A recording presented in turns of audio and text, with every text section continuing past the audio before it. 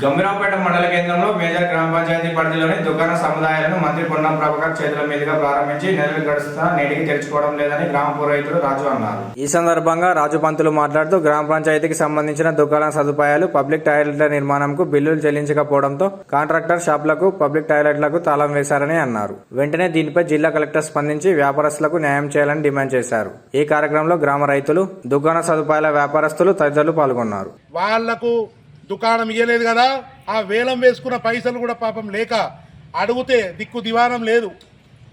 ఎందుకంటే ఆయన తాళం వేసుకొని పోయిండు, అధికారులు వేలం వేసిరు, ఆ పైసలు కూడా ఇస్తలేరు కనీసం. మరి మేము ఇస్తలేం మీకు, మీ పైసలు మీరు తీసుకోండి అని కూడా అంటలేరు. మరి ఇప్పుడు ఏం చేయాలంటే తప్పకుండా ఇప్పటికైనా ఈ దుకాణ సముదాయాలు తెరిచే ప్రయత్నం చేయాలి. ఆ కాంట్రాక్టర్ గారికి మరి కలెక్టర్ గారు ఇస్తారా డబ్బులు, లేకుంటే ప్రభుత్వ పెద్దలు ఇస్తారా, ఆయనకు డబ్బులు అప్పచెప్పి ఈ దుకాణ సముదాయాలకు అందరికీ ఇప్పించే ప్రయత్నం చేయాలి.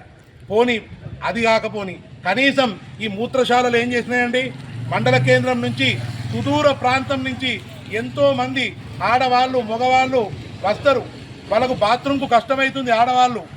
ఈ కాంట్రాక్టరు సర్పంచ్ కూడా, కోళ్ళమతికి సర్పంచ్, ఆయన ఒక ప్రజాప్రతినిధి అనేవాడు ఎట్లా ఉండాలి, లాభాపేక్ష ఉండొద్దు, ప్రజల కోసం కొంచెమన్నా కించిత్తు అభిమానం, గౌరవం ఉండాలి.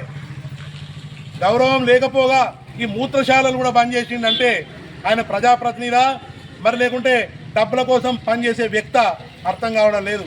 దయచేసి కాంట్రాక్టర్ గారు, మీ మీద నాకు ఎటువంటి అసూయ కానీ ఈర్ష కానీ లేదు. నువ్వు ఒక ప్రతినిధివి, ప్రజాప్రతినిధివి, ఇప్పటికైనా మానవత్వంతో ఈ మహిళలకు ఎంత కష్టమవుతుంది అడగండి. ఎంతోమంది కష్టపడుతున్నారు ఈడ. కాబట్టి ఈ మూత్రశాలలు తెరవాలి. ఈ రెండు రోజులలో ఒకవేళ నీ అంతటా నీవు వచ్చి గౌరవము మర్యాద ఇచ్చి తప్పకుండా ఇవి మూత్రశాలలు తెరవాలి. లేకపోతే ఈ 10 మంది కాదు 500 మందితోటి వచ్చి ఈ మూత్రశాలలు తెరిపించే ప్రయత్నం చేస్తా. ప్రజాస్వామ్యాన్ని కాపాడాలి అని చెప్పి తెలియజేసుకుంటున్నా. ఒకసారి